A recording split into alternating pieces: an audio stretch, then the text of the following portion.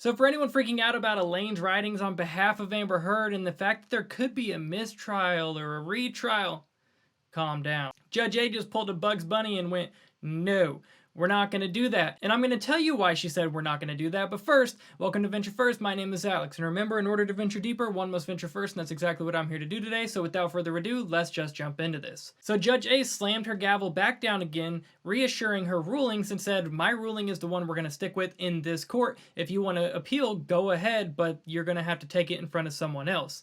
And this is the reason why. She said, this cause came before the court upon defendant Amber Laura Heard's post-trial motions. After review of the defendant's post-trial motions, plaintiff's opposition and the relevant statutes and case law is therefore ordered as follows. Her post-trial motions 1 through 6 are denied for the reasons stating on the record. So she's already saying 1 through 6 is denied. I've already gone over all this stuff. I told you not to bring it back up. They're denied. It's already on the record. If you want a reason why they're denied, it's on the record. Go back and see what I already said. But here's the next one. Defendant Amber Laura Heard's post-trial motion 7 is likewise denied for the following reasons outlined. And this is where they get into that fun juror number 15. Everyone was freaking out going, oh no, juror number 15, he's the wrong guy. We're going to get a mistrial. Calm down. The purpose of voir dire is to obtain a fair and impartial jury. It is necessary to ascertain whether any juror has any interest in the case or any bias or prejudice in relation to it, and that he in fact stands indifferent in the cause. So this point is to basically say, is there anything wrong with the jury? Is there any bias? Does he have any other reasons that he should not be here? And this juror went through that process and there were no reasons stated at that time or any time within the 6 or 7 week trial. What are we even talking about here? The summons issued to juror 15 listed his legal name and address and no birth date was noted. So that whole argument is he's the wrong person. He's not 77. He's probably only 50. It doesn't matter. Him and his father share the same name and there was no birth date listed on. And when he came through the process, they didn't say anything about it. So if there was no birth date and they share the same name, there was no real way to tell which one of them it was supposed to be anyways without, I guess, calling in and, making sure, which they didn't do, so I guess that doesn't really matter at this point. Juror 15 completed the jury questionnaire as himself, filling in his proper birth date. The information presented on the jury questionnaire matches the information Juror 15 provided to the court. Juror 15 was vetted by the court on the record and met the statutory requirements for service. So this means when he came, even if it was the wrong person, when he filled out the information, when he filled out the questionnaire, it was himself, and that matched what he provided to the court. And then he went through extra steps and they found that he met the requirements for service. So at this point in time, he is the juror that was supposed to be there in the court's eyes, so this argument has no legs to stand on. Due process was guaranteed and provided to all parties in this litigation, and it was conducted in a fair and impartial manner. With the court and both parties examining potential juries, there is no evidence of fraud or wrongdoing. She's saying you had your chance to, exclude him or bring up anything that you thought might be wrong, but you didn't. You had your chance. There is no fraud. He did not happen to be here upon accident or no one placed him here with the intention of doing anything wrong. He just showed up to jury duty. There was no fraud. You are making this a bigger story than it actually is. Further, the defendant was provided the jury list 5 days prior to the commencement of trial and knew or should have known about the mistake at any time during the 7-week pendency of this trial. So that is what I was saying before and what a lot of us have been saying. You had 6 or 7 weeks plus jury selection to deal with this and you didn't. There's nothing to talk about here. You had your chance and you waited this long. You tried to make this a bigger deal than it is just because you didn't get your way. And this is where it gets really funny because she quotes the case law that Elaine tried to use that counteracts her own point, and it says, any error in the information shown on such copy of the jury panel shall not be grounds for a mistrial or assignable as error on appeal, and the parties in the case shall be responsible for verifying the accuracy of such information. From the start, this was your job, Elaine. This was your job, Rottenborn, was to figure out if there was anything wrong with the jury, and you didn't. So at this point, you did not do your job. I am not going to redo your job for you later. there's nothing to do here. You lost. Consequently, the defendant as well as the plaintiff had an affirmative obligation to ensure the accuracy of the information provided for the jury panel. A party cannot wait until receiving an adverse verdict to object. For the first time on a known issue since the beginning of the trial, the issue has been waived. So she's saying, I'm done with this. This is waived. You had your chance to object. You didn't. You waited until you lost. You waited until the verdict didn't go in your favor. And you tried to use this as an excuse to get my judgment, to get the jury's judgment thrown out.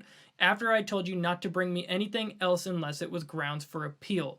And you did it anyways. Now you're just wasting my time. You're wasting the court's time. I'm waiving this. We're done. That's what she's saying right there. And then she says, even if it wasn't waived, objections to any alleged discrepancies in the jury list and legal disabilities of potential jurors must be made in accordance with the Virginia Code section that provides a relevant part. Unless objection to such irregularity or disability is made pursuant to subsection A herein, and unless it appears that the irregularity was intentional or that the irregularity or disability be such as to probably cause injustice. That's a bunch of mumbo jumbo. There's a lot of big words that really make you bibbidi bibbidi. This is what this means. This means that if it was not intentional, if it wasn't put in place to cause harm intentionally, it doesn't matter. And it wasn't. This guy accidentally showed up. It may or may not have been supposed to be him or his dad, but he showed up and he did the job correctly. He gave the court all of his own information that matched the court's records. In their eyes, he was supposed to be there. No one objected to it, and he didn't get there with intention to do harm.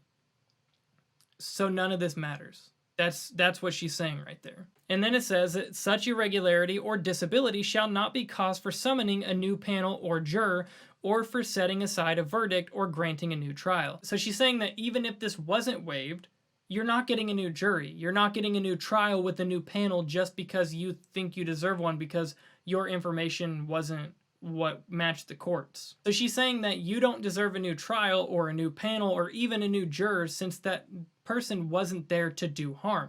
They were not intentionally put there to make the trial go awry. This was not put there to go against you. You are using this as an excuse weeks later, months later, to try to get the jury verdict thrown out because it didn't match what you were saying. We're done here. And this next part is probably my favorite part. Furthermore, while parties must make this objection while following the above procedure, the party moving under this code section must provide some evidence of prejudice.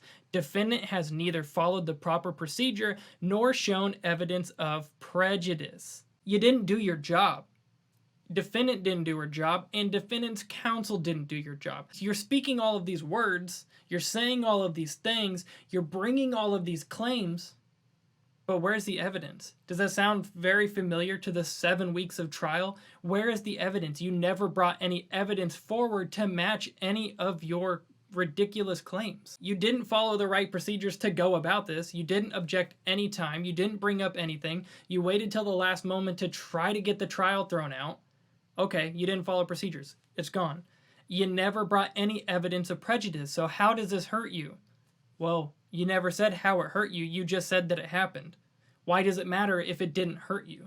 That is what she is saying, is this is over. There is nothing that this got in the way of for your side of things. Why are we even talking about this still? Defendant does not allege Juror 15's inclusion on the jury prejudiced her in any way. The juror was vetted, sat for the entire jury, deliberated, and reached a verdict. The only evidence before this court is that the juror and all jurors followed their oaths, the court's instructions, and orders. This court is bound by the competent decision of the jury. This order is final. This order is final.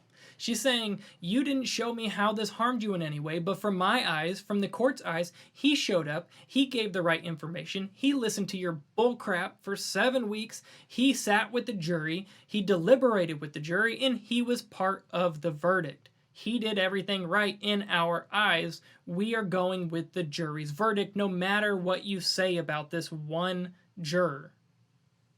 Elaine, Amber, give it up. Pay the $10 million if you want to appeal, but stop this bullcrap. You are making everyone look ridiculous on your camp, and I am glad Rottenborn has distanced himself from you guys because you're batshit crazy.